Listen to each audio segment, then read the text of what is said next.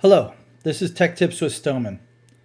Did you know you got some powerful editing tools built right into the Photos app of your iPhone? Let's take a look at them now. We're going to launch Photos. I've already chose this photo that we're going to do some quick edits on.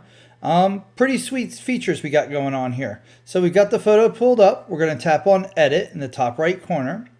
Photos are already loaded. Now we got a bunch of different options that we swipe through right here. First would be auto if you want the phone to go through what it thinks the photo should look like.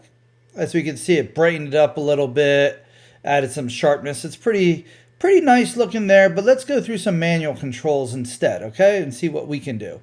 So we turn off the auto. We're going to go to our first one is exposure. This adjusts the overall exposure of the image, brightening it or darkening it if it's overexposed.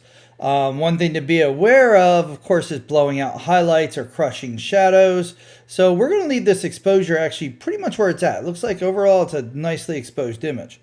Next would be the brilliance. This brings out the increases the brightness of the midtones and the highlights. So this isn't really affecting exposure because it's not doing the overall image. It's just doing the highlights of it. So we'll open up the brilliance just a little bit. We'll do 9 here. Highlights is overall, you can try to recover some of those highlights.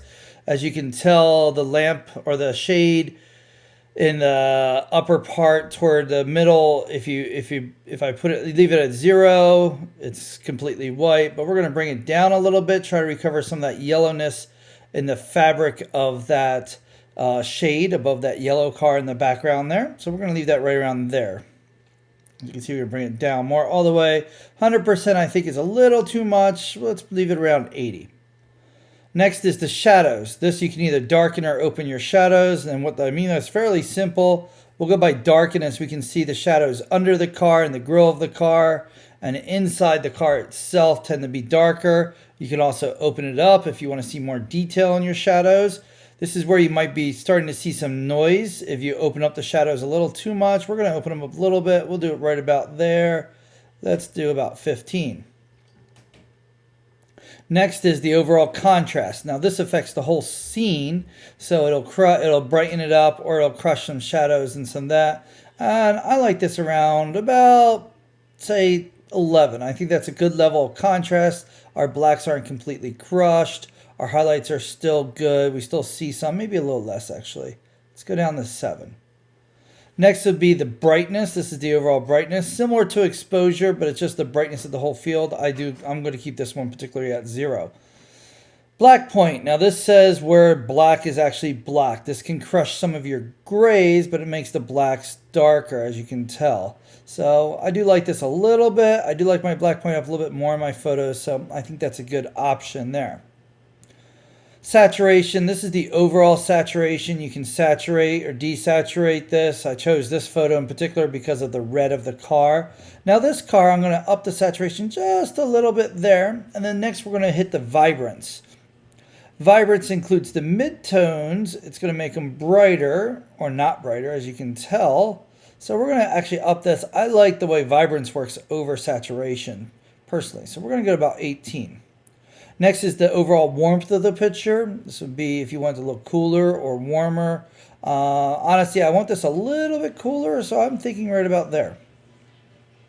Next would be the tint. I personally want to do it. It would go from your greens to your magentas. White balance is pretty good in this photo, so I would leave it where it is. Probably the only time you're going to use tint is if you're in a funky lighting situation. Sharpness, you can adjust the overall sharpness of this image. This one looks fairly sharp. Looks like I did a good job hand holding it in my iPhone. So we're just going to put that a little bit. We don't want to see any artifacts or make it look a little out of place. Next would be the definition of it. Similar to sharpness, increases the blacks around the contrast of it. So if we go down here and then we go up, and let's go back here. Now you might start seeing some artifacts or people's faces look funky. So we're going to leave this right around 13 there. Noise reduction. Now, noise reduction would happen in the shadows, on the underexposed area, or in low light. This particular image does not have much noise, so I can't really show you too much, but it will soften the image a little bit. So we're going to leave that at 0.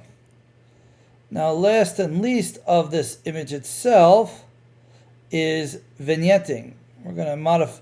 Vignetting is basically when you look through, it darkens the area, makes it look like a lens effect there. And I think I like this one the way it is.